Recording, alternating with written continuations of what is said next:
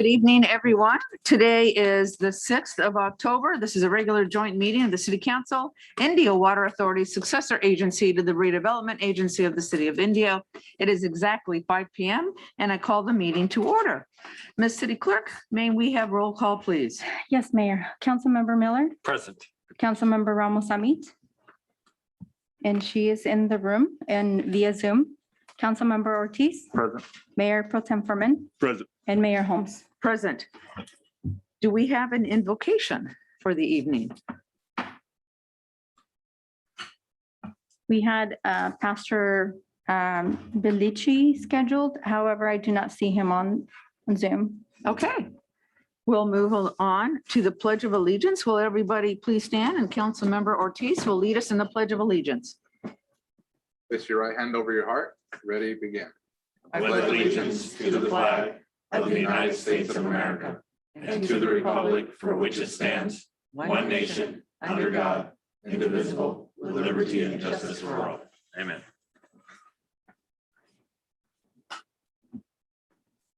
Okay, City Attorney report on closed session. Thank you, Madam Mayor. The City Council met in closed session for the items that were listed on the agenda, and there is no reportable action. All right, thank you. And now the fun part of the evening. I have 5 presentations, 5 proclamations that I get to give out. So if the Mayor Pro Tem will join me, we'll go ahead and do that.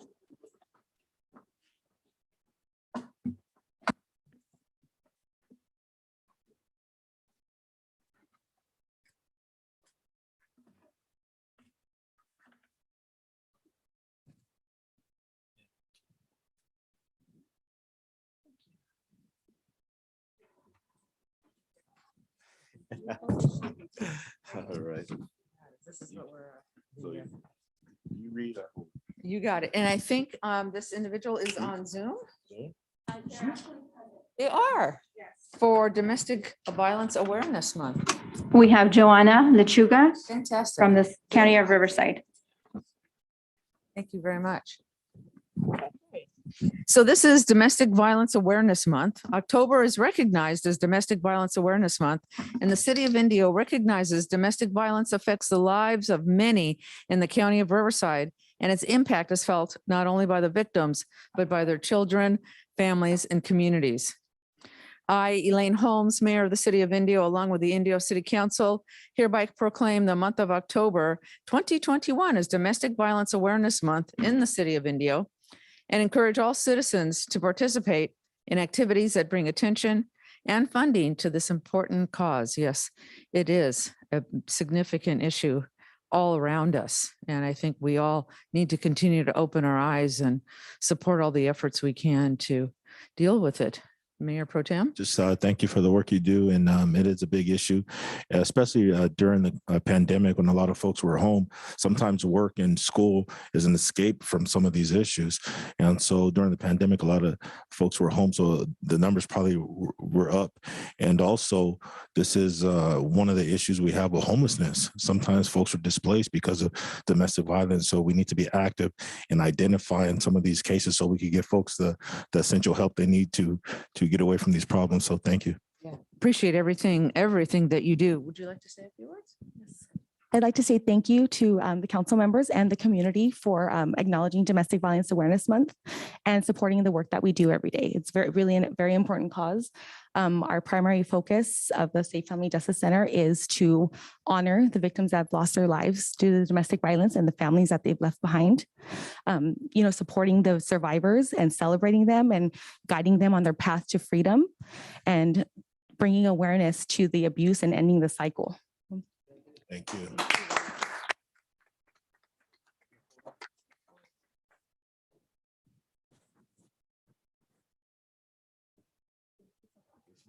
Yeah. We really are. Yep. Sobbed to God. This is great.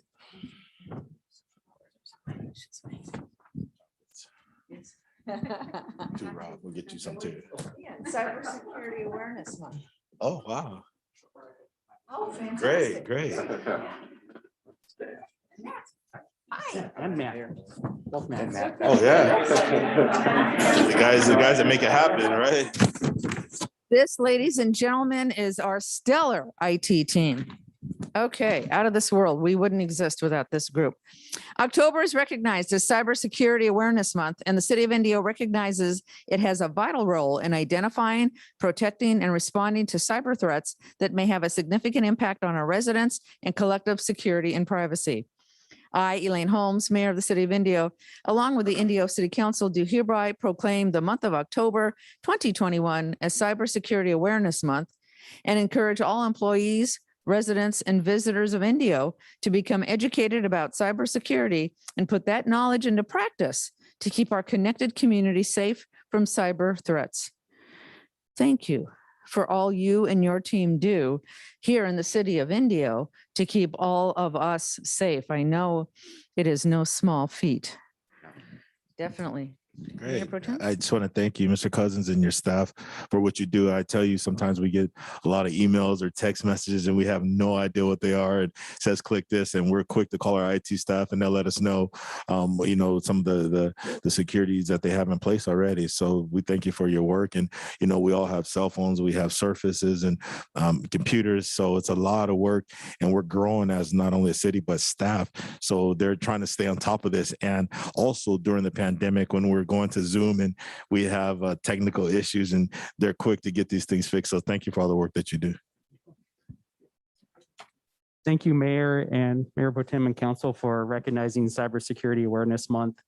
I pulled just a couple facts to kind of highlight some of the things that go on. One, malicious emails since the start of the pandemic have been up 600%. They estimate a cybersecurity attack happens once every 11 seconds. And additionally, 1 in every 6,000 emails has a malicious link in it. And that's throughout the entire world, not just your email box. So just keep that in mind, and please be safe out there. As just one click, the people out here in the audience and out there viewing really are the people that can prevent cybersecurity attacks. So thank you. Thank you, guys. Thank you very much. Photo time.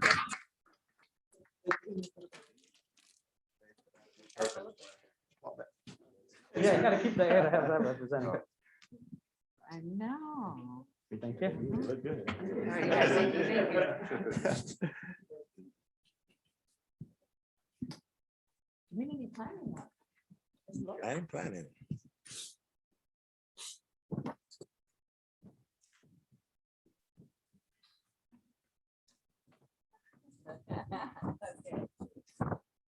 So this is Community Planning Month, and October is recognized as National Community Planning Month throughout the United States of America and its territories. The celebration of National Community Planning Month gives us the opportunity to publicly recognize the participation and dedication of the members of planning commissions, that would be you, and other citizen planners who have contributed their time and expertise to the improvement of the city of Indio. Elaine Holmes, Mayor of the City of Indio, along with the Indio City Council, do hereby proclaim the month of October 2021 as Community Planning Month and urge all of our residents of the City of Indio and the greater Coachella Valley to recognize the importance and value of engaged community planning for our city and the entire Coachella Valley.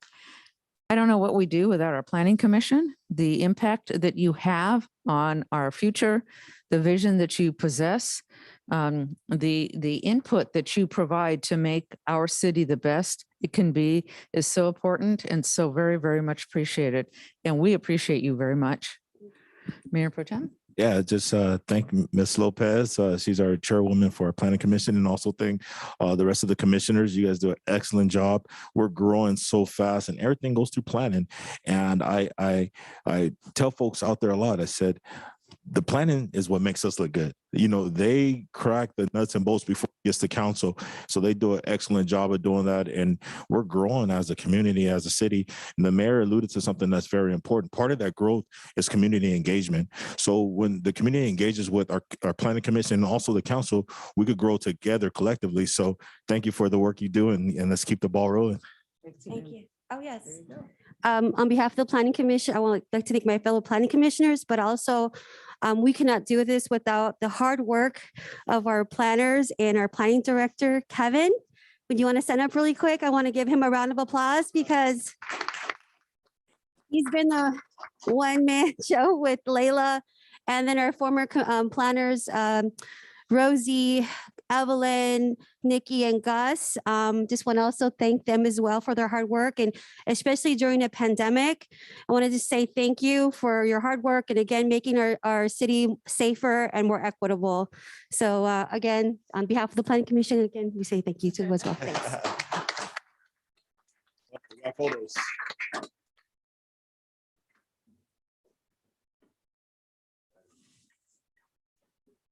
I gotta make sure I'm not in the photo. One more.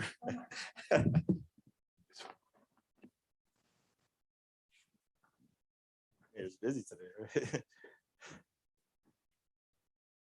Bill, how you doing? You made it quick. You were just.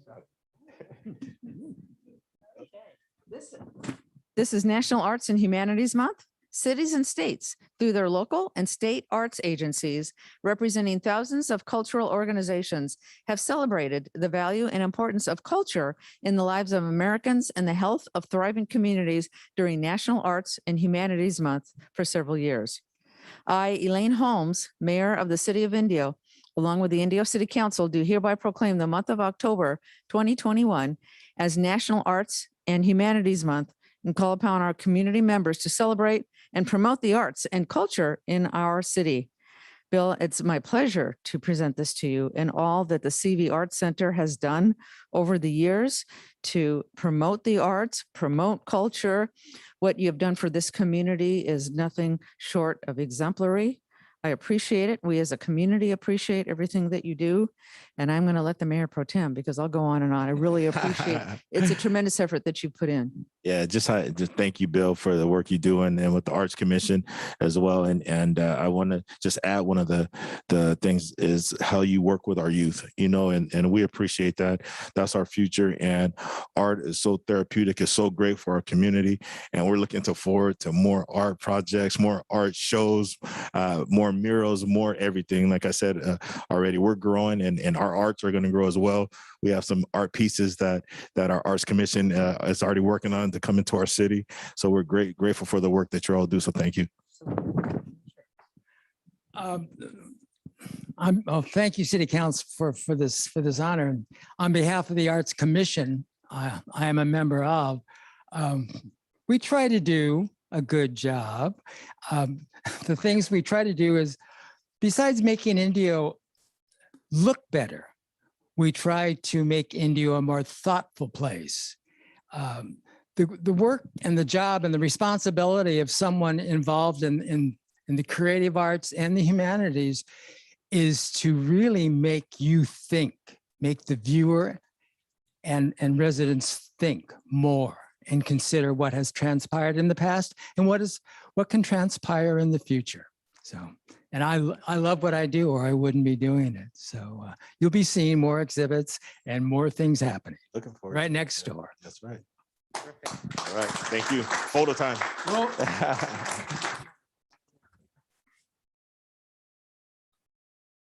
Thank you, sir.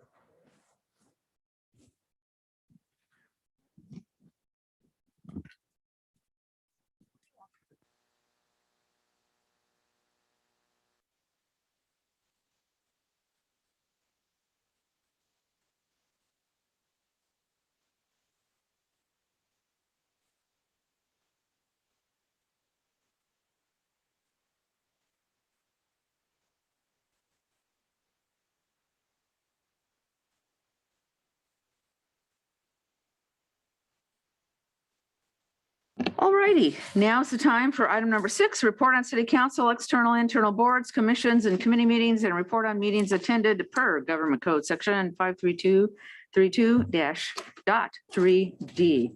Let's see. Councilmember Miller, would you like to start? Thank you, Madam Mayor. Okay, quite a few of my committees were active. The first one was Sunline Transit. I'm the chairman of the board, and we're having a lot of issues trying to keep the routes on. There's schedule routes 1 through 4, and that means Route 1 is where everything's regular. All the routes are at the same rate, same time as scheduled. And we just don't have the drivers to be able to do it. And so we're having to move back to Schedule 2, which is some weekends, some days, some less hours, so that there's more headway in between the buses as they're coming. Instead of every 30 minutes, it might be every 45 or every hour. And it's just very difficult right now to get the bus drivers to either come back to work or hire more to be able to ramp back up. A lot of them have retired. We had quite a few of them in the last few weeks go ahead and retire for more of a need. Some have been there 20, 30 years and finally getting around to retiring after COVID and wanting to come back. But if there's people out there looking for opportunities to work for an agency like Sunline, they are looking for people just not only to drive buses, but other opportunities. We had a couple other things that were good on it. They have a youth advisory commission that they have. They can't find youth to be able to be a part of it. I suggested, because we have our youth advisory commission here in the city of Indio, is maybe we should have one of them recommend which one of them would like to be on it. And what it is it's each city and the county will have a representative, kind of like they do on the board, and they would give advice to the board on what they need to do, what the youth need in the bus line and how it works. Right now, we're able to go to schools. We're able to allow College of the Desert and Cal State San Bernardino to ride for free if they're active students, and in a lot of our high schools. But how we get the transportation to meet their needs and goals more is by getting that advice from them. So there's some opportunities. If you go on sunline.org, you can sign up for the Youth Advisory Commission and then have an opportunity to make the difference and changes in what's there for youth and the needs of them through the bus line. And then the last one is the hydrogen cell. We are moving forward with a new hydrogen cell station there at the at Sunline. We got the grant from the Active Transportation, and it'll be paying for most of it. So we're going out to bid on building another hydrogen cell fuel station and opportunity for education through it. So that's a great opportunity for us. Some of you are also there with me at the Cal League of California Cities, Cal Cities as it's known as to now, the annual conference, great educational, great opportunity to speak with your fellow council members, city managers, engineers, and vendors throughout the state that work together, able to talk to them about the issues they're having with homelessness, with unemployment, with housing. So great opportunity, great conference, and I'm sure a lot of you will talk about that also. And then CVAG executive, we had a good discussion on our CV housing, which is our 200 most chronic homeless individuals that we have through the whole Coachella Valley. We're happy to announce after 1 year that we have 25% of them off the streets in permanent housing, where they're able to now function in their own house with their ability to continue to live there instead of being homeless. These are the people that have been on the streets for many years. They're working on the other 150 here very shortly. Hopefully we can get them all off the streets and then expand that program. So CVAG executive really thanks our homeless committee, who's done an excellent job of working with staff to be able to beat these people off the streets. And if you would have told us a while ago that we'd have 25% of the most chronic homeless people in the Coachella Valley off the streets and into permanent housing, I would say you're crazy. And they were able to do it. So that's a great opportunity. We are expanding the broadband, another $1 million worth of broadband support for areas, including the tribal areas, to be able to bring broadband to the communities as we're doing our streetlight synchronization. We're moving forward on that. We granted a $1 million extension on that to be able to move forward. And then we're also trying to get some of the funding. There's $3.4 billion that we need for transportation alone through the Coachella Valley. We're not anywhere near that. We can't even pay for the number one needed transportation item, which is our Monroe Street interchange. It's anywhere between 70 and $80 million, they estimate. So we are going to hire a lobbyist both at the state and the federal to hopefully grab some of those dollars that's being out there. So we're looking at what we can do to make our presence for the Coachella Valley known through CVAG executive and hiring a lobbyist for not only the state and the federal opportunities out there. There's money there. How do we bring it into the Coachella Valley when we're competing against LA and some of the other cities that are a lot bigger, a lot more fluent in terms of availability of getting up to the Capitol and talking to not only the federal government, but also the state government. So hopefully we can bring some of that money back. On a couple items, unfortunately, we laid to rest Hunter Lopez. I was at his funeral. I'm sure a lot of you were too. honoring him and his memory and his family. And that was quite a send off in terms of the response from public safety, military, family, and friends that talked about what kind of individual he was and had the effects that he had on a lot of them. So our hearts still go out to the families of not only Hunter Lopez, but also all the individuals that lost their life. And then the last one is the Unforgettables. I was a part of the webinar. They had the first annual one. And because you were just talking about domestic violence and some of the other things going on, because of a lot of the youth that are at home, a lot of activity going on, looking at suicides, looking at other stuff. A lot of these kids are isolated.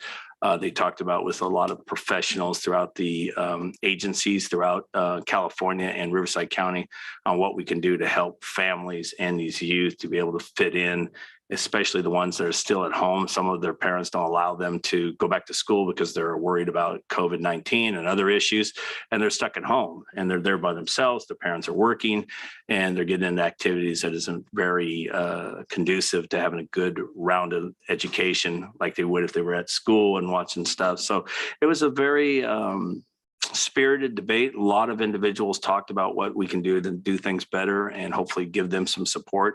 So if you want to look at unforgettables.org, look at their organization, you can see the webinar on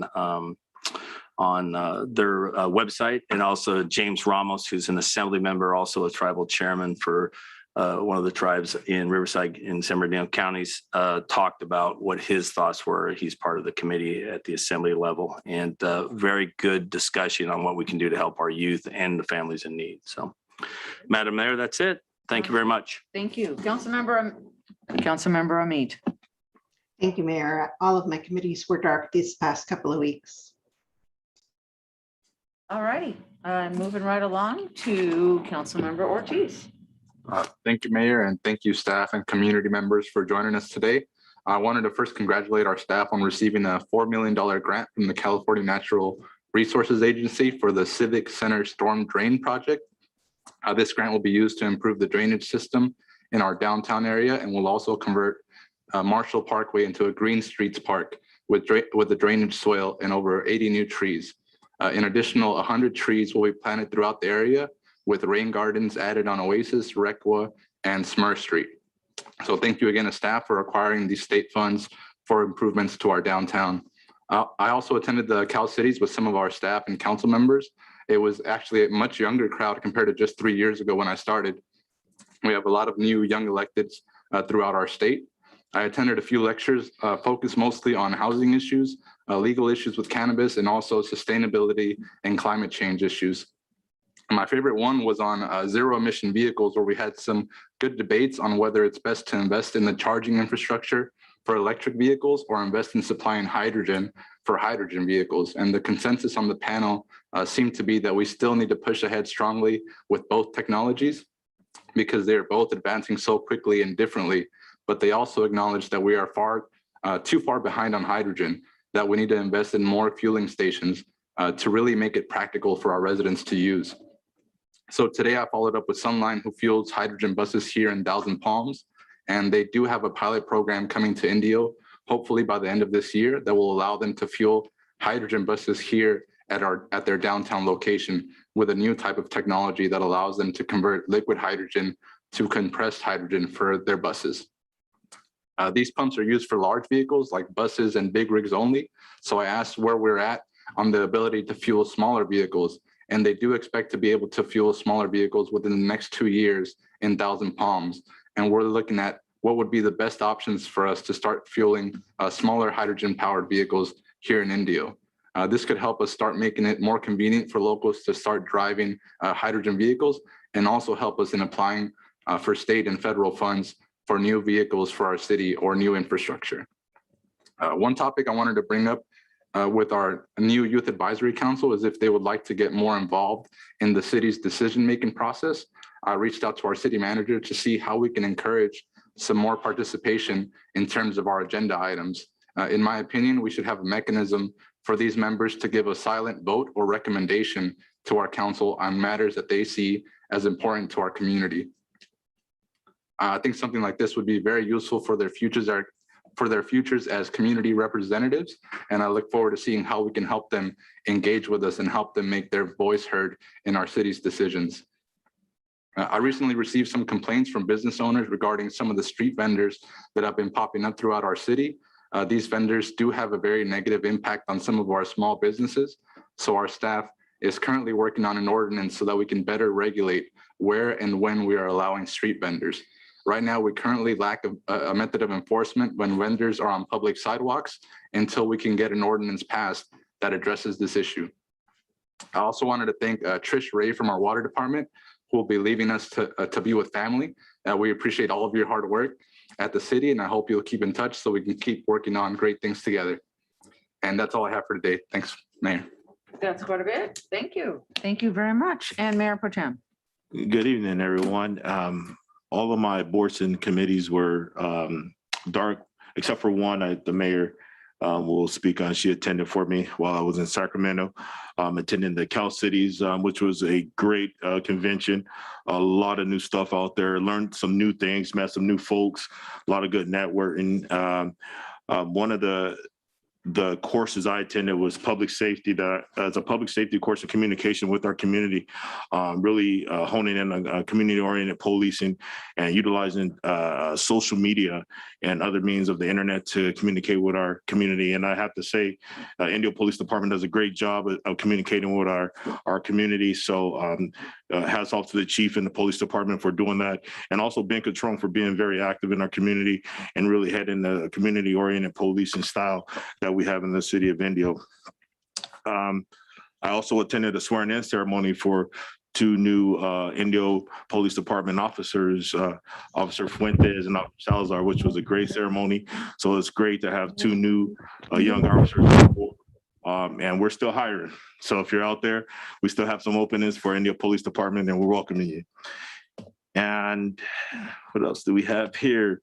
Last night, we attended the National Night Out with our police department and our public safety folks here in the community, which was a great event.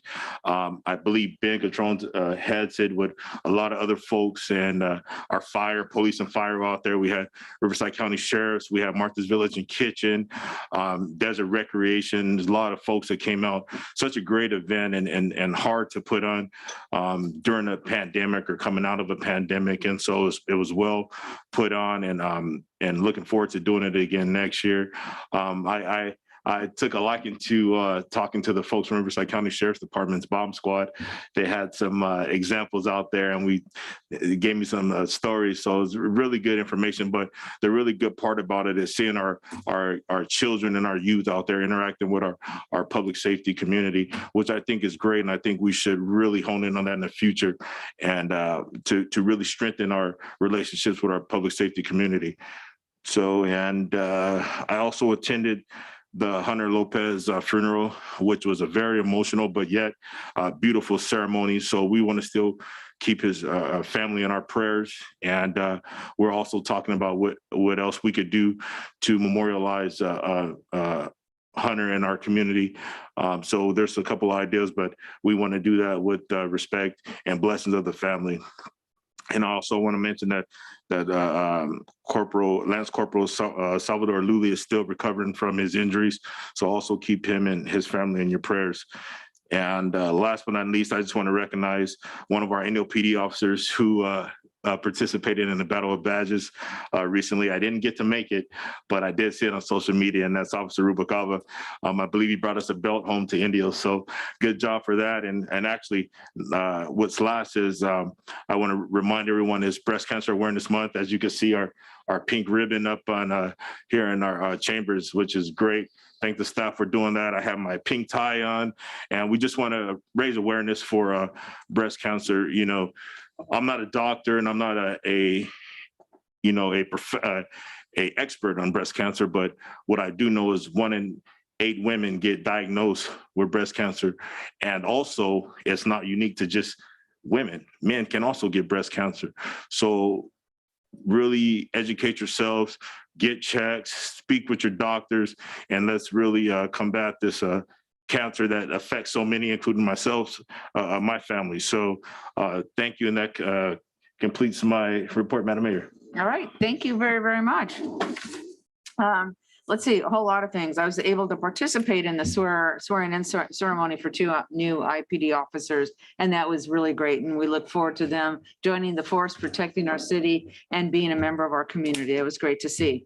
I attended the La Quinta High School as a football game. It was Shadow Hills against La Quinta Blackhawks. But the focus of this was really a pre-barbecue on the part or put on by the Public Safety Academy at La Quinta High School, as well as their hospitality in honor of Lance Corporal Lule and all 13 of them, as well as Corporal Lopez. And it was really quite a great event to see all of the students and the outpouring of caring and for these folks, for all the families. It was very, very well attended, and I thought a very great evening. And gosh, it ended well too. Shadow Hills High School won. The other couple of other things that we did, of course, as you mentioned, National Night Out.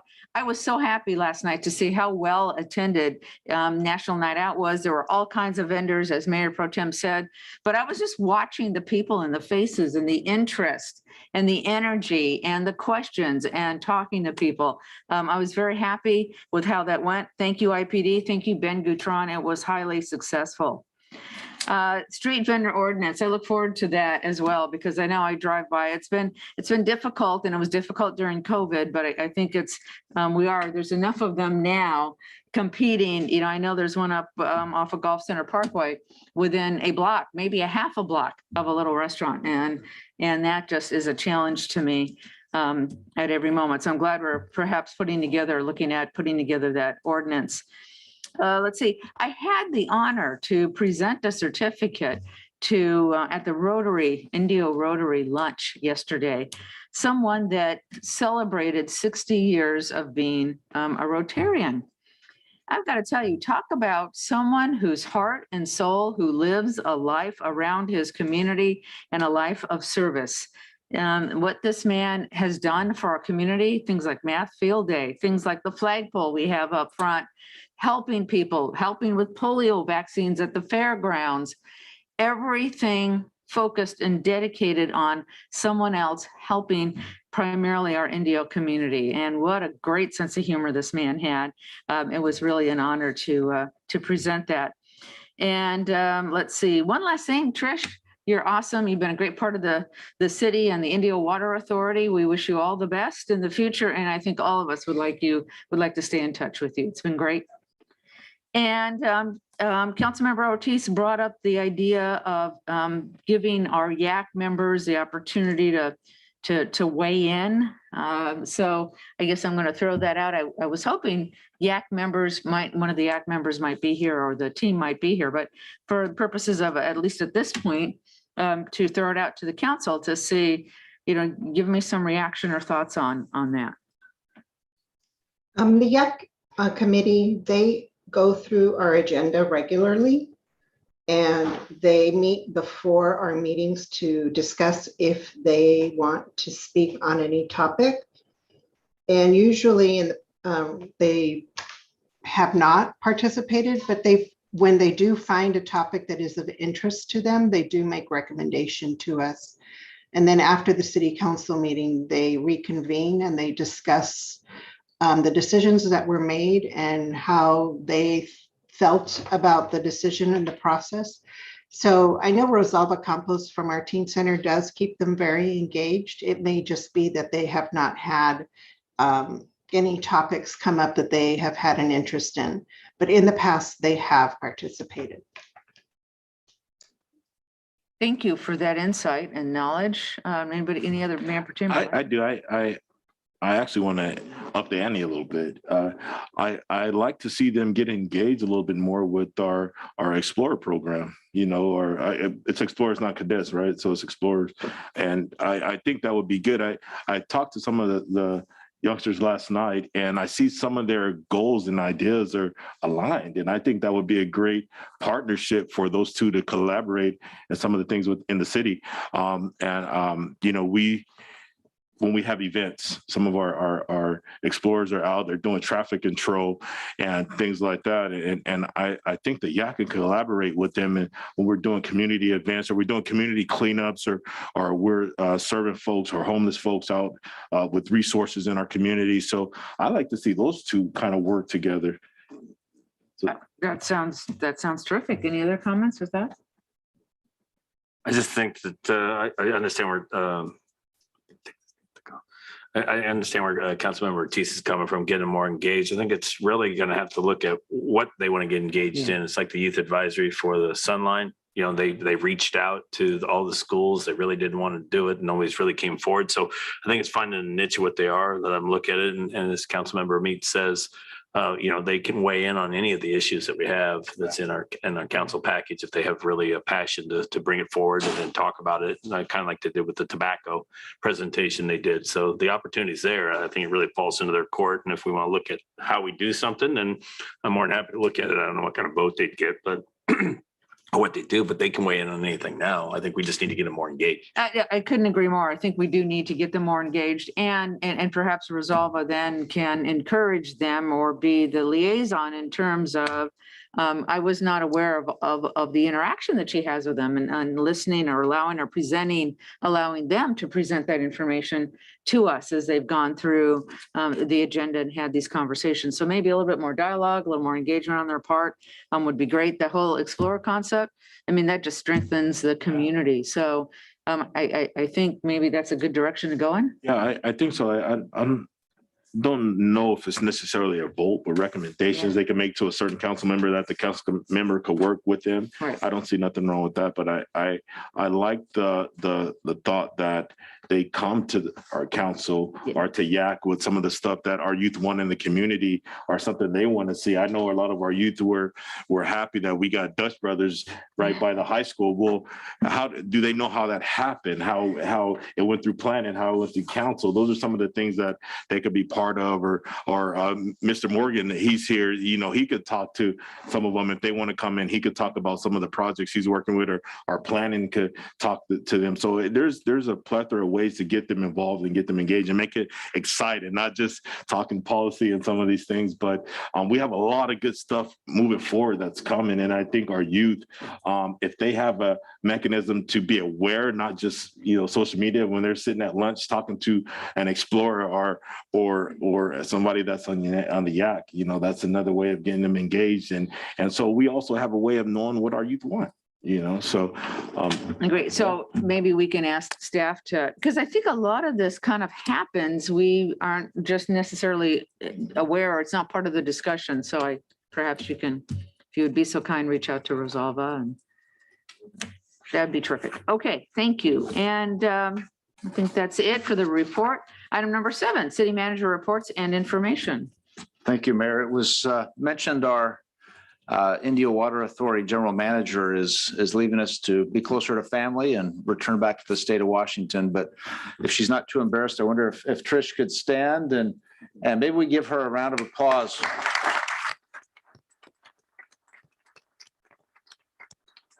And I asked Trish just to say a few words to tell us how wonderful we are. I just want to say thank you for allowing me to serve you guys and the city. You're wonderful to have a council to work with that's supportive, ask good questions, are thoughtful, and really want to do big, good things and not afraid to take risks. It's awesome. And it's been a pleasure working with you. So thank you. I wouldn't cry.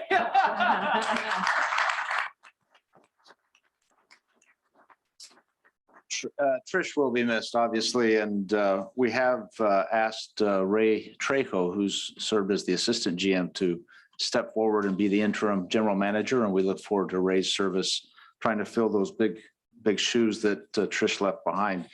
A couple of other items, Mayor, just quickly. As Indio residents, we all received our ballot in the mail, and I have mine here for Measure E.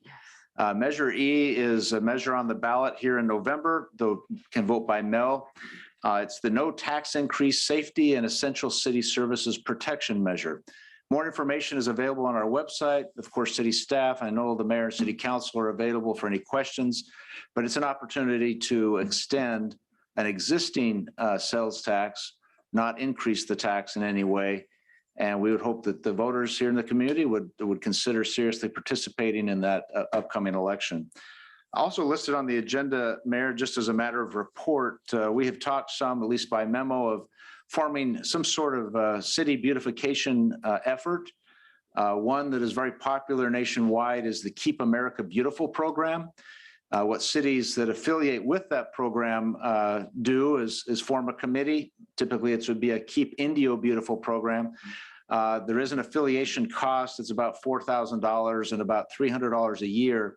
But the important work is forming a committee that can help lead volunteers and to come up with projects and ideas and concepts that would improve and further beautify the community. Staff met with the Sustainability Commission a week or so back. Those that were present from the commission expressed interest in exploring and becoming that committee. So as we meet with them once again to explore further that concept, I wanted to at least report to you that we intend on bringing that back for your consideration. It does not necessarily have to be the Sustainability Committee, but if we want to affiliate, there needs to be one. There are a couple of other options also that we'll bring back for your consideration. One is the county is rumored to begin wanting to begin some sort of program that they're calling Love Your Neighborhood. And then there are communities nationwide that use a tagline like Indio Cares. So there are a few options, but knowing that the surveys that we completed recently indicated that it was a high priority for our residents, that we look at specific beautification projects, that we encourage residents of all ages to take steps to reduce litter and to improve their properties, to find ways to make Indio even more beautiful. So wanted to make that report. And if there's any input, certainly now or after on that effort, please feel free. So, yeah, great opportunity. I think the city needs to lead it, especially in our light and landscape districts, our parks, some of the other areas and things we're cleaning up. We need to get with Tom Kirk and CVAG on the street sweeping issues. I don't think that they're following through on what they really need to do and how we need to get out to our community too, to make sure they're getting their streets off, their cars off the streets, excuse me, and also the trash cans and other stuff so that we can be able to sweep where we need to. And then the second thing is we need to get back into the community cleanups that we used to have. We used to go into the communities and clean them up. And I know because of COVID, we stopped, but Vertex's been a great partner with us. Our public works has come out. I know we don't can be able to tax them very often, but our Rotary clubs, our churches and everybody else comes out. We go into these neighborhoods and clean it up. And then a lot of our churches go back into those neighborhoods and some of those senior citizens or people that need some help with the fence or painting and that stuff. And we go in there and we can also at the same time promote our minor home repairs program we have through the CBDG that we have there, that so people could know about it, maybe put those up on the doors and that of people that might need to come out and look for a grant. But we should also push our Indio Water Authority and our water conservation. So we have some great tools. We just need to be able to get it out to the community so that we can help them to be able to help us. Thank you. And I think that's great under this umbrella. And then if I can take it one step further, we need to get the kids in the schools engaged, on a sort of Earth Day. Most of the elementary schools have little projects around Earth Day. And, and that's just, a great way to sort of introducing to Earth Day and having it apply to their own community. And I think that might be kind of good to do or fun to do, even if we can work with the school district or just some of the teachers that would be willing and interested. I know some will, some of them are overwhelmed, but I know some of them would embrace that. So that would be kind of fun to do. I appreciate this. I think it does take the community. It just gets everybody energized, hopefully, and moving forward. It allows us to help others in our community. So thank you for bringing that forward. I just want to echo what Councilmember Miller said about the community cleanups. Those work great in so many different ways, not just the beautification of the community and getting folks' houses cleaned up, but it also is a mechanism for engagement with the folks. Some folks that we really don't get to see a lot, and we get to hear some of the challenges in the community. And they've been great. And, Vertex is a great partner. So our police department comes out with us. We get a lot of our faith-based community that comes out with work with us. So I really like to see that happen. And we talk water conservation. I just want to pose something maybe someone has another idea. But in my District 2, so I have a substantial amount of seniors and folks who are unable to maintain the upkeep of their landscaping. So I don't know if there's a way of us coming up with some sort of program or adding it to the community development block grant where we could do some landscaping with folks or actually convert their homes into a desert landscape. So it does conserve water and it takes that burden off of some of those seniors that we do have out there. That's just one of the things I want to add. And the other thing is, I want to say that this is a plan or a project we're doing, but we've been doing it. We've been doing it. And I want to thank Mr. Wassel, our Public Works Director. I could call Tim and, recently we just replaced some street signs in one of the communities. And I was asking for them to come down and they were replaced in a week, so things like that are happening in our community. There's some items on our consent calendar that's going to contribute to some of these things. So some of these things that we're already in the process of doing, we're just reinforcing it and to use the word again, up in the ante and some of our beautification and also our palm trees. The city manager and I spoke about this recently. Some of our palm trees are up there in age, so we need to start looking at replacing them and with some new trees and keeping that canopy in our community, because that's important moving forward is our palm trees, and that's a token of our city. So that concludes that, Madam Mayor. Yeah, those palm trees are a signature, that's for sure. Okay. Yeah, in fact, that's a great segue. Just this final item, reporting back on the strategic plan. We have a shell now that we presented to you via email. We'd like to bring back in a more formal meeting, particularly after the election, where we know more about what resources may be available to accomplish all of these important things. But the matter of beautification, just this exercise for the last 3 or 4 minutes, the step now is to say beautification is an area we want to focus on. What are some specific action items that we can list, brainstorm, make sure that we have the resources by way of staff as well as money, budget to accomplish, and we list them and we go out and get them done. Because we know that if we accomplish those action items, if we complete them, it'll work toward the goal of community beautification. There are other areas such as public safety and economic development, so forth. So we'd like to, staff right now is starting to do that brainstorming under each one of those categories, and we're doing that internally that we'll present to you. But we want to make sure that we have that meeting set aside and probably a 2 or 3 hour meeting where we can go through all of these and refine and maybe appropriately estimate a budget and what staff time is required and come up with a strategic plan. I believe the youth committee will be able to participate in that and have a lot of input there, as an example to your point, Councilmember Ortiz. So if there is a time in November, we could do this here or perhaps after it. It looks like looking at the schedule, we're getting close to Thanksgiving. Perhaps one of the Tuesdays of the month might be good if it fits with your schedule. The off Wednesday, we do have the Planning Commission meeting, but we could meet elsewhere while they meet here. So I don't know, Mayor, if it's worth scanning schedules now or if just by email we can start routing and looking at when later in November we could set up another one of those more specific strategic planning discussions. I'm thinking maybe email might be a little bit better. And then I guess I would just ask everybody to kind of take a look at their calendars and see what we can do to get things rolling. And it probably should be After. should probably be after the vote on Yeah. measure Yes. E, because that'll have a lot of impact on where our strategic plan goes and what we can do with it. Because that Right. will have a That's big impact. So I think we need to probably wait till see what the results of that are. Right. Because that decides if we're going to go for bonding for a lot of different things, or if we're going to have to figure out what we're going to do with the money we have coming up for the rest of those years. Exactly. Right. Sounds great. That's my report, Mayor. Thank you. Thank you very much, City Manager. Next item is consent calendar. Does anybody wish to pull anything or do I hear a motion? I'll make a motion to approve the consent calendar as is. I'll second that. Okay, I have a motion by Mayor Pro Tem and a second by Councilmember Miller. May I have a roll call vote, please? Councilmember Miller, Aye. Councilmember Ramos Amit, Aye. Councilmember Ortiz, Aye. Mayor Pro Tem Furman, Aye. and Mayor Holmes. Aye. Motion passes unanimously.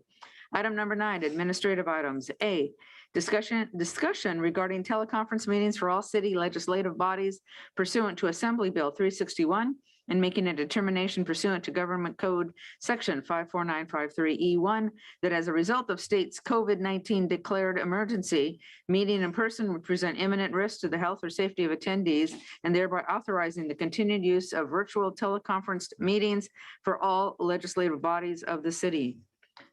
Ms. Diaz. Thank you, Madam Mayor. My name is Roxanne Diaz, and I'm the city attorney, and I will be providing this report. As noted in the report, since the pandemic, we've been meeting in this remote Zoom, not atmosphere, this remote Zoom meeting type. And the reason why is because the governor had adopted an executive order that essentially dispensed with certain provisions of the Brown Act with regards to teleconferencing. And what that means is that currently under the Brown Act, in order for a member of any legislative body, whether it's the Planning Commission or the City Council, to attend a meeting remotely by teleconference, which could be video now, certain requirements had to be met. And that was that the agenda had to be posted at the teleconference location. The teleconference location needed to be identified in the notice and the agenda of the meeting by address, and the teleconference location had to be accessible to the public. So if you were ill, you needed to post your address, and you probably at home, and also you need to let any member of the public come into your home and participate in the meeting from that teleconference location. With the continuation of the Delta variant of COVID-19, the state legislature enacted urgency legislation, AB 361, to authorize cities to continue meeting remotely without following the Brown Act standards regarding teleconferencing, as long as the following findings or determinations were made. One was that state or local officials have imposed or recommended measures to promote social distancing, or that the agency has already determined or is determining whether as a result of the emergency, meeting in person would present imminent risk to the health or safety of attendees. While the state has eliminated its blueprint for a safer economy, and the county of Riverside has not and does not have any orders in place, there are some documents such as OSHA requirements and other things that indicate, and the CDC, that indicate that social distancing should still occur even for those that are fully vaccinated. And recognizing that the Delta variant, even though the caseload is coming down, we don't know what's going to be happening for the winter. And allowing the council and all of the commissions to meet in this type of hybrid format as we have been will allow the city to be very flexible with respect to each of your own individual health and health concerns, and also allow the staff to be flexible as well in terms of being able to respond quickly should there be a variant, or should the need be that we close the chambers or go into a more remote format. And so therefore, we are recommending that the council make the determination that's listed in the motion under the rules under AB 361. If we do so, we will need to make this finding every 30 days after the first teleconference meeting to look and reconsider the circumstances of the declared emergency, the impact, and whether or not whether or not the findings are still there with respect to meeting remotely. And we need to ensure that members of the public are allowed access to the meeting via this call-in option or the internet-based service option, which is Zoom, which we already do. One of the new things under this legislation is that if there's a disruption in the Zoom programming and the members of the public no longer can see the Zoom, then we need to stop our meeting and make sure that until the Zoom resumes, that was a pun, until that happens, we cannot continue with the city's business. And also we need to ensure that we allow the public to provide real-time live comments, which we have been as well. So I'm happy to answer any questions. There's no financial impact, and that is my report. Thank you very much. City Attorney, any thoughts or questions or comments? Go ahead. Quick one.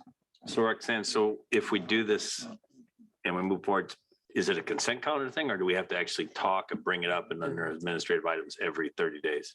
We would put it on a consent calendar item. Some cities are adopting resolutions. Other cities are doing it by minute order. And so I did it by minute order. Okay. And certainly, I think, I think if there is a point in time where things seem to be very clear that, depending on the state of where we're at, then we'll bring that to your attention. But right now, I think, at least from what we're hearing, it's not clear what is going to happen in the next couple of months. And then if we go backwards to where it was before, we have to then list where that individual's is going to be. And That's like correct. we did before, like if we're at a conference somewhere, we have to list the room and everything else and put that Yes. out there. So we could still do it via conference. It's just we'd have to change the agenda so that it matched what we need. That's correct. And, Okay. and the biggest thing, of course, is just letting somebody into that place where you're teleconferencing from. Yes. I have one question, Roxanne. You had mentioned that if Zoom were to go down, we had to stop our council meeting. Now, recently, we just had Facebook and Instagram go down for a substantial amount of hours. Doesn't Zoom provide a phone number where you could call in and also participate in the meetings as well? It does. However, I'm not sure.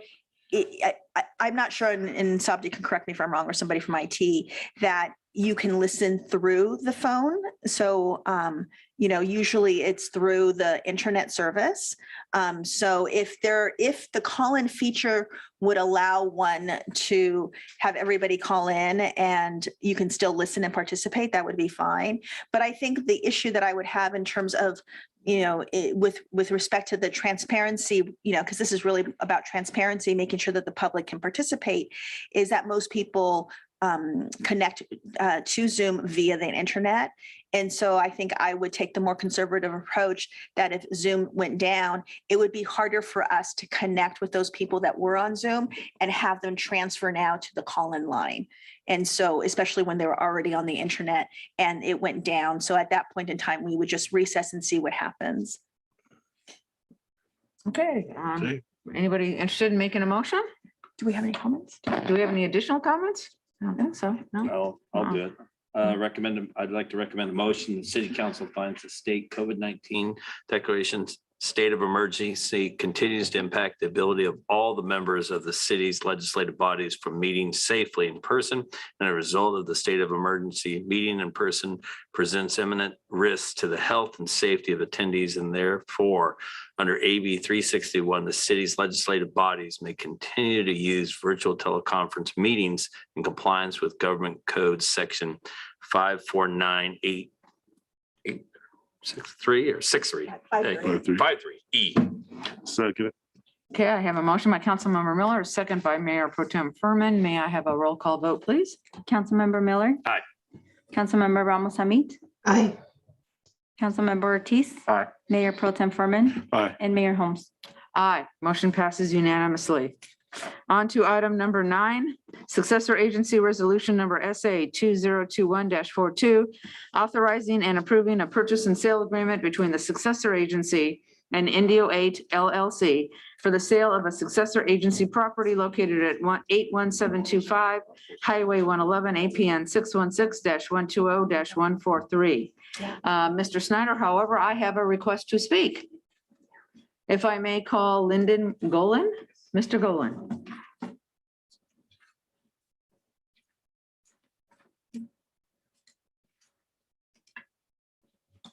Thank you, Mayor, City Council, successor agency.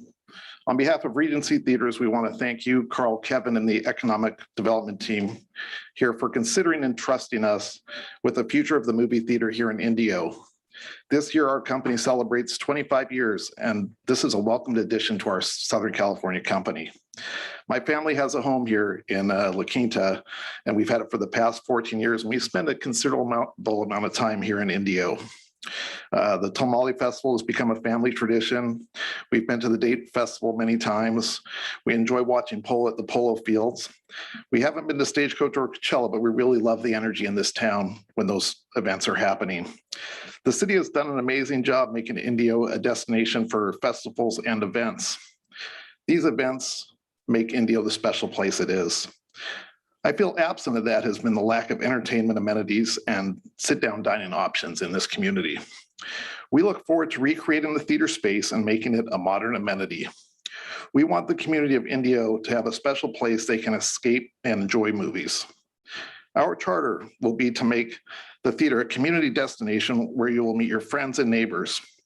We will do this by providing a state-of-the-art movie-going experience with modern and plush amenities with a wide range of food and beverage options. Moreover, our neighborhood theater philosophy will reach out to community schools and groups, churches and youth sports teams, and local companies, bringing them into the fold to use the movie theater for events and fundraisers.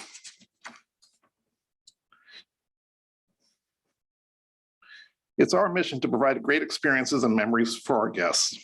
Like myself, many of you probably fondly remember the theater you saw a great movie at, or even if it wasn't great, maybe it was a first date, or maybe it was a not so good date.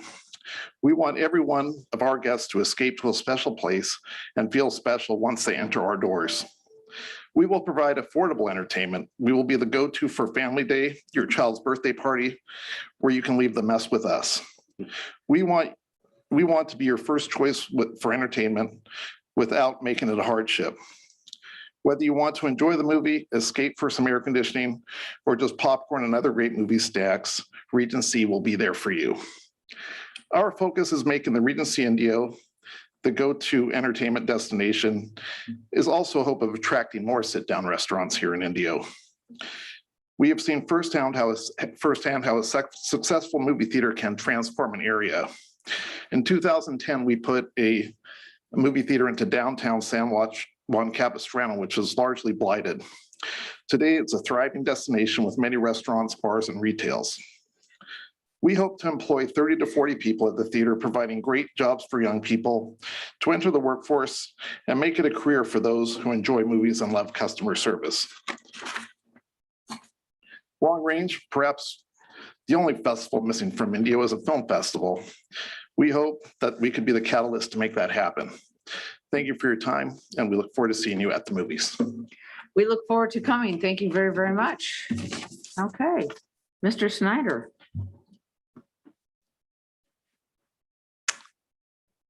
Thank you. Good evening, Successor Agency Board. My name is Kevin Snyder. I'm the Director of Community Development for the City of Indio, and I am part of the city staff team that provides support to the Successor Agency.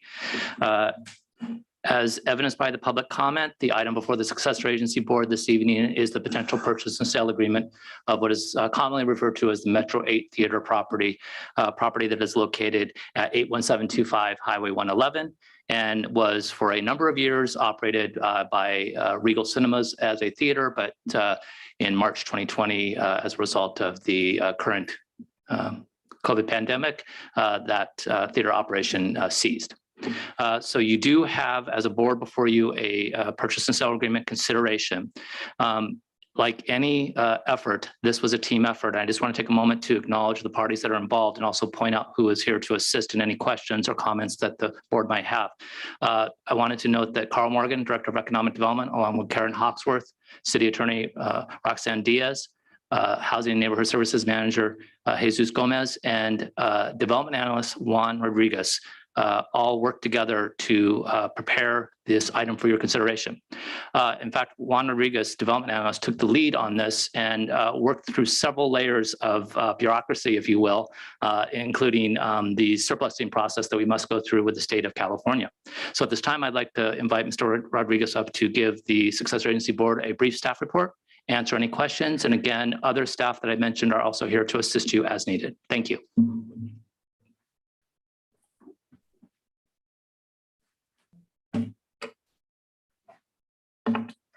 Good evening, Madam Mayor and council members. My name is Juan Rodriguez, and I'm the development analyst here at the City of Indio. Kevin did a pretty good synopsis, as well as Mr. Lyndon Golan, with what is coming forth to you in this item. So this is a public hearing to approve a resolution authorizing and approving the purchase and sale agreement between the Successor Agency and Regency Theaters doing business as Indio 8 LLC at 81725 Highway 111.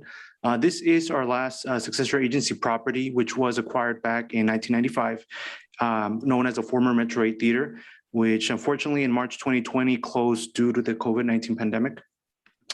In May of 2021, the successor agency adopted a resolution declaring the property surplus land pursuant to the Surplus Land Act, issued all the notices of availability under the act, completed and met all the requirements for the purposes of disposing of this property. At this point, the successor agency and Regency Theaters initiated discussion regarding the sale of the property to continue its use as a movie theater. And as previously noted, the theater has been in operation since 1996, operating 27 different locations in Southern California, Arizona, and Hawaii. Regency plans to make significant investments in renovating and remodeling the building, which vary between new exterior finishes, enhanced architectural elements, an updated lobby, new game room, new concession stand, as well as the luxury electric recliners and large screens, which is going to be very welcome. Indio 8 LLC proposed a purchase price of $1,620,000, which is consistent with the appraised fair market value of the property based on the appraisal report. Upon the successor agency's board's adoption of this resolution, staff will schedule a required review and approval by the Riverside County Oversight Board. The Oversight Board is currently scheduled to meet next month in November 4th of 2021. Once it's approved, the resolution and PSA will be forwarded to the California State Department of Finance for its review and approval. So this concludes my presentation. Thank you very much. Thank you very, very much. Does anyone have any questions? This is really, really great to hear. Any comments? It's one question. First of all, thank you for the presentation, and thank you, Mr. Snyder, for the hard work. I'm kind of speaking ahead, and if this were to pass, what kind of timeline will we be looking at? Because that's what folks want to hear. They want to hear when is it coming. So, would Mr. Golden like to comment? Yeah.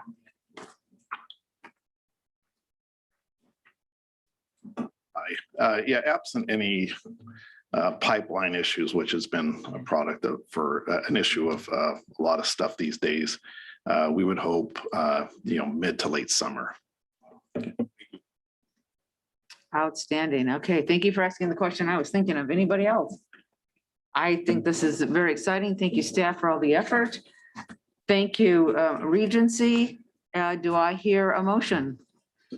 I'll make a motion to adopt resolution number 2021-42, authorizing and approving the purchase and sale agreement with Indio 8 LLC, authorizing the executive director to take all required actions, including execution of all necessary documents to effectuate the purchase and sale agreement, and finding that the sale is exempt from the California Environmental Quality Act. And do I hear a second? I'll second that, and also just want to thank our staff and thank you to Regency Theaters for making a new home here in Indio. Yes, looking forward to it. Okay, I have a motion by Mayor Pro Tem Furman, a second by Councilmember Ortiz. May I have roll call, please? Vote. Councilmember Miller. Aye. Councilmember Ramos Hamid. Aye. Councilmember Ortiz. Aye. Mayor Pro Tem Furman. Aye. And Mayor Holmes. Aye, motion passes unanimously. Okay, get those bulldozers out. Thank you so much. I'd like to again thank Roxanne. She was really great help during the Surplus Land Act. Thank you. Thank you, Roxanne. You're involved with everything. We couldn't do a lot of things without your guidance and support. Appreciate it. Okay, last item. Yes, item number 10, public hearings. A, substantial amendments to the fiscal year 21-22 annual action plan to reprogram unspent prior year community development block grant, coronavirus, CDBG, CV round 1 funds, and contract with inland counties legal services in the amount of $111,169, and with Inland Fair Housing and Mediation Board in the amount of $111,164. Authorize city manager to execute all necessary agreements and direct the finance department to make necessary budget adjustments. Mr. Snyder, welcome back. Thank you. Thank you, Madam Mayor, Mayor Pro Tem, and members of City Council. For the record, Kevin Snyder, Director of Community Development. As the mayor indicated, this is a substantial amendment to the city's adopted annual action plan, which is part of the community development block grant process, as you are aware. But for the public record, the city is a direct entitlement city and has a contractual relationship with the U.S. Department of Housing and Urban Development, whereby we receive an annual allocation of funds. The council annually goes through an allocation decision-making process on how to spend those funds. This particular item is an opportunity for the council to consider repurposing of previously authorized funding.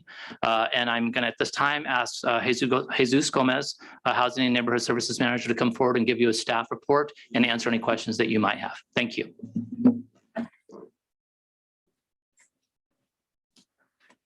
Thank you, Kevin, and good evening, Jesus Gomez, Housing Programs Manager.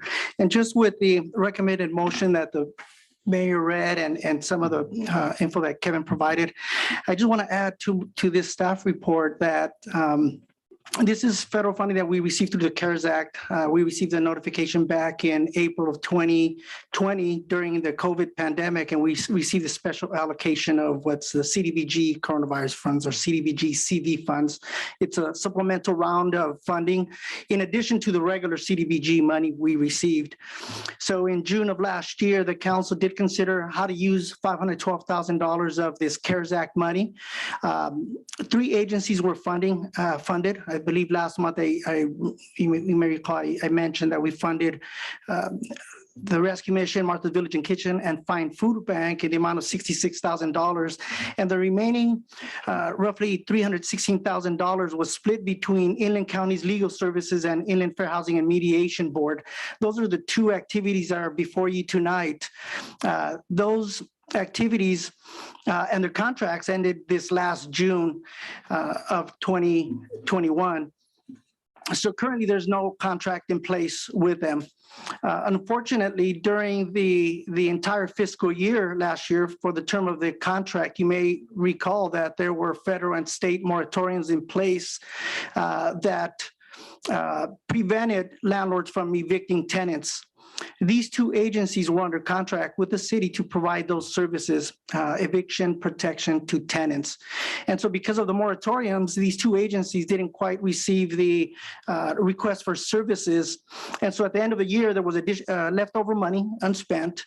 And at this point, we wanted to have the council consider approving the reinstatement of these contracts for the remainder of this fiscal year in the amount stated in the staff report. The state moratorium ended just September 30th, just less than a week ago. The federal one ended prior to that. And so in talking with Inland Fair Housing and Mediation Board and Inland County's Legal Services, these 2 agencies, they do anticipate obviously that the numbers that were originally anticipated to be seen last year, unless more moratoriums are placed this year. At this point, we would want the council to consider and approve the funding and the reinstatement of these funding for these agencies. We would execute new agreements, and this action would allow the city manager and staff to execute those agreements. Thank you. Any questions? Yes. Councilmember- I definitely support this. I just wanted to ask our city manager, what can we do to help spread the word so that residents know that these funds are there and available to them? Well, we can use all of the mechanisms we have through social media and otherwise, but probably more importantly, partnering with these agencies, should it be approved, and all the ways that they help get the word out, making sure that folks know that this type of service is available. So we'd work in partnership with the agencies as well as our regular outlets to make sure folks were aware. Councilmember Amit? Thank you, Mayor. I just need some clarification because jumping from fiscal year to fiscal year kind of got me dizzy. So the action plan is the 5-year plan. Is that correct, Jesus? The action plan is for a 1-year period from July 1st to June 30th. The 5-year plan is the consolidated plan. All right. So this funding that is unexpended is for fiscal cycle that just ended in June. Correct. Correct? Correct. And we want to roll it over to this current fiscal cycle, which we did not have allocated any funding to these organizations. Correct. Okay. Why didn't we fund these organizations for this fiscal cycle? Well, because when we were preparing our 1-year action plan for this current period, the contracts were still in place. And at that point, we could not anticipate that they were not going to spend all the money. You know, we couldn't program and anticipate how much exactly was going to be left over by the end of the year. So we, in a sense, kind of contemplated that this could be possible. So as we were planning, council member, for this year, at the time, we didn't know how much was going to be left over, how many residents were going to be assisted. Throughout the year, the moratoriums kept being extended every time, and so there was a lot of uncertainty in that. And so when we were looking at this year's funding, we couldn't quite anticipate the amount of funding or the level of assistance that would be needed. So did we get a report on how many people were helped in that last fiscal cycle? So it's in the staff report of how many were assisted through June. Okay, thank you. You're welcome. Okay, if there aren't any other questions, do I hear a motion? Oh, I'm so sorry. It's a public hearing. Thank you. I was ready to, on my roll here. Okay, public hearing is open. Does anyone wish to speak? Okay, any comments of any type, shape, or description? No one, well, we have someone here on Zoom. Is he wishing Hi, to speak? I'm not quite sure how this works. A year and a half into this, and I'm still not used to Zoom. My name is Daryl Moore. I'm the Executive Director at Inland County's Legal Services. I just want to say thank you for the funding that we've received so far. Jesus is certainly correct. The challenge that the city of Indio is facing is the same challenge that all of our funders are facing. There is a tremendous pent-up need for assistance for housing and consumer debt relief, but by virtue of all the moratoriums that have been in place, we have had a dampening effect of the number of people who have come to us for services.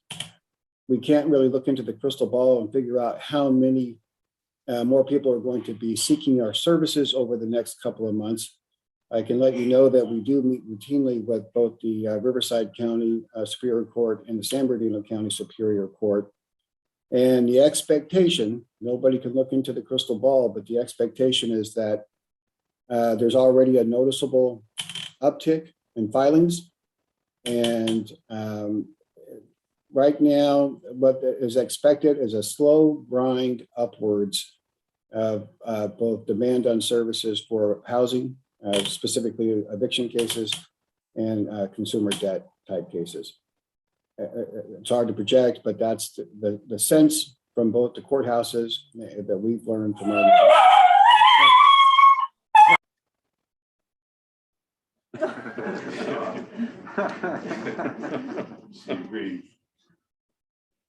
Guess the dog didn't like it. Sorry, my dog does that to me. Sorry about that. Fire department doesn't get enough help, so my dog helps it when the siren goes by. But I do want to thank Mr. Gomez and his staff for all the work that we've been able to do with them, and certainly be happy to answer any questions you might have, and apologies for the interruption. Thank you very much. Any questions? We want to see the dog. Yeah. He's not even that big. I mean, but now my son grabbed him and took him in the other room. He's still over there howling away. He's a little guy. Oh, gosh, I think all of us have almost have animals here. So, so great. I appreciate your comments. Thank you. And just before I ask for a motion, I just want to make sure we're all good. And does anybody have anything to ask of staff? Okay, now I'd like to close the public hearing and ask for a motion. All motion to approve substantial amendments to the fiscal year 2021-2022 annual action plan to reprogram unspent prior year community development block grant coronavirus round 1 CDBG CV1 funds and contract with Inland County Legal Services in the amount of $111,169 and with Inland Fair Housing and Mediation Board IFHMB in the amount of $111,164. Authorize the city manager to execute all necessary agreements and direct the finance department to make the necessary budget adjustment. Thank you. Okay, I have a motion by Councilmember Ortiz, a second by Councilmember Miller. Ms. Sanchez, roll call vote, please. Councilmember Miller. Aye. Councilmember Ramos Amit. Aye. Councilmember Ortiz. Aye. Mayor Pro Tem Furman. Aye. And Mayor Holmes. Aye, motion passes unanimously.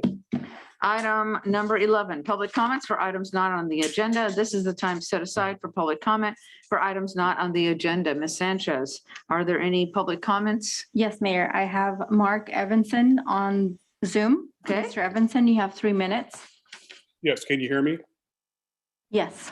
Yeah, hi. Good evening, council members. My name is Mark Evenson. I'm calling in tonight to offer my support for Chief Mike Washburn. I have known Chief Washburn for over 30 years, and I worked with him during my time with the Seattle Police Department. I worked in law enforcement for over 32 years. I was the chief of police for the city of Brentwood, California for 11 years and retired in 2017. For the past 2 years, I've been the Inspector General for the County of Sacramento, where I oversee and monitor the civilian complaint process for the Sacramento County Sheriff's Office to ensure citizen complaints of police misconduct are conducted fairly and accurately. As you already know, Chief Washburn was hired as chief of the Indio Police Department based on his incredible experience as a police leader and change agent and his impeccable reputation for honesty and integrity. Chief Washburn is the perfect choice for leading the change within the Indio Police Department. Chief Washburn is a well-respected leader within the law enforcement community as he's one of the most honest and sincere people I know. The current public attack on his integrity is simply pathetic, and I really felt compelled to call in tonight. Trying to change the culture within an agency is extremely difficult, and pushback by some of the rank and file is inevitable. The use of no confidence votes is a strategy oftentimes used by unions to try to bring discredit to a chief who is trying to change the culture and hold police officers accountable for their actions. This strategy is almost always unsuccessful because it is politically motivated and the votes are based on lies and misinformation spread by just a few disgruntled employees within the organization who feel threatened by the changes that are occurring. This is especially true when some of those employees hold power positions within the unions. Make no mistake, this is a planned and orchestrated attack by some angry and unethical employees within the organization who will do whatever it takes to oust Chief Washburn to get him replaced by someone who they can control. The actions of the unions and their representatives have been appalling, and quite frankly, they are the ones that should be investigated for wrongdoing. Their accusations and tactics are shameful. Whomever is giving them legal counsel to the unions should be sued for malpractice. This ill-advised strategy will ultimately only damage the credibility of the good men and women of the Indio Police Department. I applaud Chief Washburn for his bravery and courage to continue this effort during this difficult time, and I ask that all of you continue to support Chief Washburn in his efforts to make these important changes within the Indio Police Department. Thank you for your time. And that is all I have for public comment, Mayor. Okay, there being no additional public comment, I would like to adjourn this meeting at 6:22. Next meeting for council and IWA is October 20th, 2021. We will see you all then.